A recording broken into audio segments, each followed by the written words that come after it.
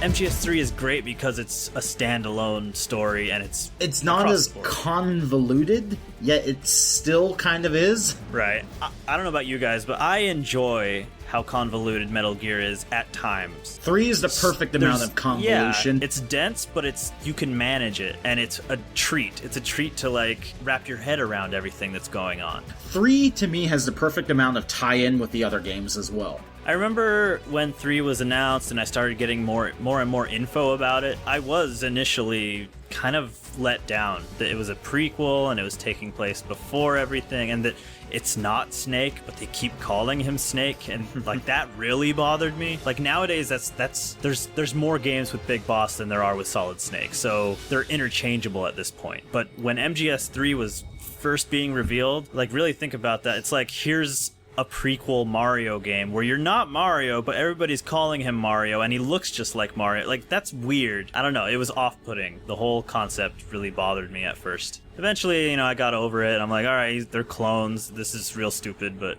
I'll just take it for what it is. And that game was really, really good. For me, Metal Gear Solid 3, like, I kind of get why people don't like it. This is a Metal Gear game where they introduce the stamina bar, so you have to micromanage your energy, and if you're gonna have like solid health regen instead of just having rations. Well, what's funny is I think all that shit is optional. Like, I never worry about that stuff until it's a problem. Until I'm like, oh, my health is low. I should do something real quick. But like, for the most part, that's not something you have to maintain at all. So it's not really a burden. You have to manage your camouflage too, like. Oh yeah, camouflage for sure. There's like there's more things to worry about. Yeah. I like those things.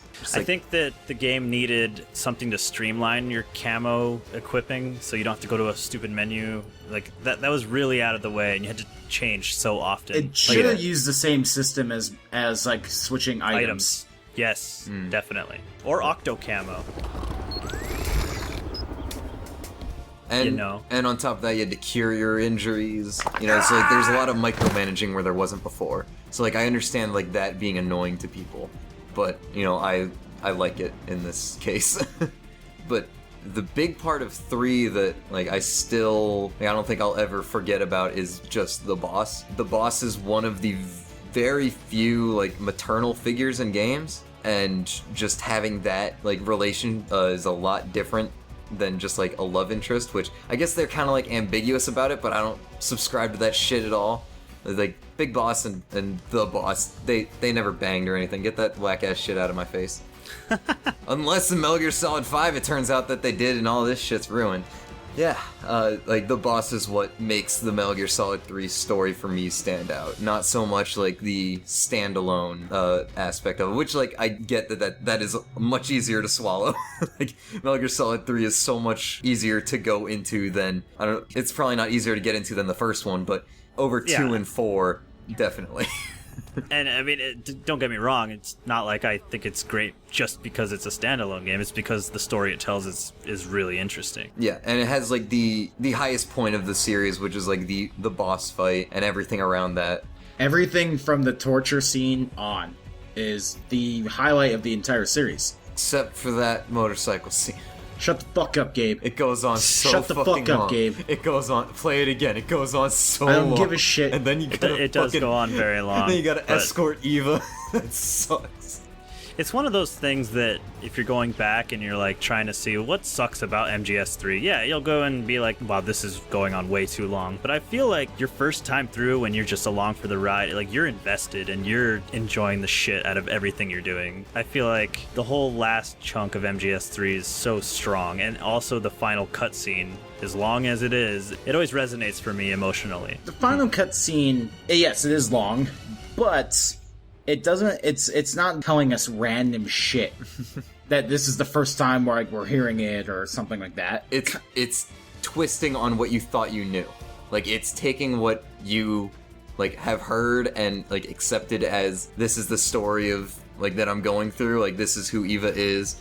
This is what the boss did. It takes that and says, hey, wait, no, here's the whole story. As opposed to like here's all this other bullshit that we're pulling in. It takes things that you've seen and then kind of like changes how you look at it when you play through it again. It acts like a true epilogue to the game, whereas the other ones, it's like, oh, this is the first time hearing of this. Well, okay. I think it echoed the first game in a way. Maybe it wasn't exactly right at the end, but the first game pulls the rug out from under you, and you find out the Colonel's been lying to you about why you're really there. You're actually there to spread Fox Die. And that's the only reason? Huh. Hell with you. I'm sorry. And then you find out that all the bosses have let you win because they need you to activate Metal Gear. Like, you just realize, oh my god, like, everything that I thought was true is not true. I almost take each Metal Gear game, like, as its own, like, standalone bit. That's a healthy way to look at it. Just kind of ignore connections and between the two. That's exactly why 4 is the worst thing that could possibly happen. That's kind of, I think what makes me sort of think that way is because I started with 4. Like, I always forget that Zero's behind everything. Like, I was like, who the hell is Zero? And I have to remind myself, like, every 6 months. Super Bunny Hop made a great point about how MGS4 didn't earn that, where it just turned all these people from MGS3, like, Paramedic and Sigint and Zero, turned them into the mastermind supervillains behind everything without earning it. The original members. Paramedic. Sigint.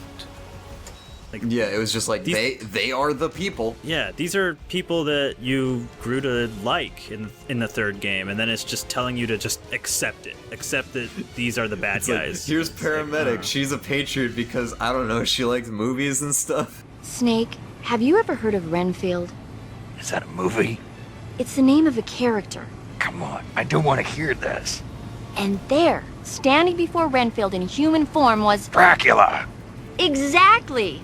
Because she was in the third game, and we gotta tie this all together. It's like poetry, it rhymes. Such shit. But before we get to 4 and just, like, start slinging shit everywhere, 3's bosses are... The best part? The best boss fights in the entire series. Okay, the way that I see this entire game is, this game is a James Bond film. Yeah. It was so subtle about it. And each boss fight is a James Bond villain. We got Jaws with bees. We got Jaws with fire. We got Jaws with electricity. Okay, here's one criticism about a boss in MGS3. I don't like fighting Ocelot for the first time with that chasm in between you. It's like a whack-a-mole, but with really terrible controls.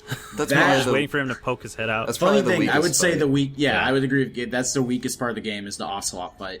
I think, Gabe, you've mentioned that you hate the Fury. I love the Fury. Hate's a I think strong he's great. word. I don't hate the Fury. I just hate that he's seen once in the game. I like that because he like, comes out of nowhere. I'm like, who is this? What is this?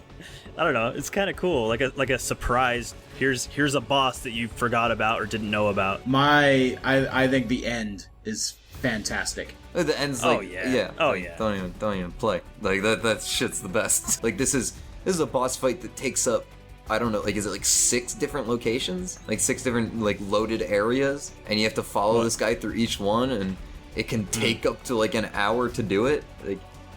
Like this shit doesn't exist anywhere else. But yeah, like, the Sorrow fight, if you can even call it a fight, like, going through that the first time of when cool. Because the first time I went through Metal Gear Solid 3 was like, I'm gonna kill you all. Like, I was a big fan of cutting throat, like, asking for information and then cutting a throat. That was like how I went through it. And like when I started walking through that like river and seeing all those people with like busted ass necks, it's like, is it like this for everyone? Did I did I did this? And it was like that slow realization of this is everyone I killed in this game. But Metal Gear Solid 3 is a masterpiece. How can we follow it up with anything? Get it? Like I think I've played. It can only get better, right? I've played through that game twice this year, and like I'll fucking love it each time. I feel like we don't even need to describe our experiences because it's more like a shared experience. And I think almost everyone feels the same way here. Yeah, I think the 3 of us unanimously feel the same way about 3. I fucking love Metal Gear Solid 3. There's only room for one boss and one Snake.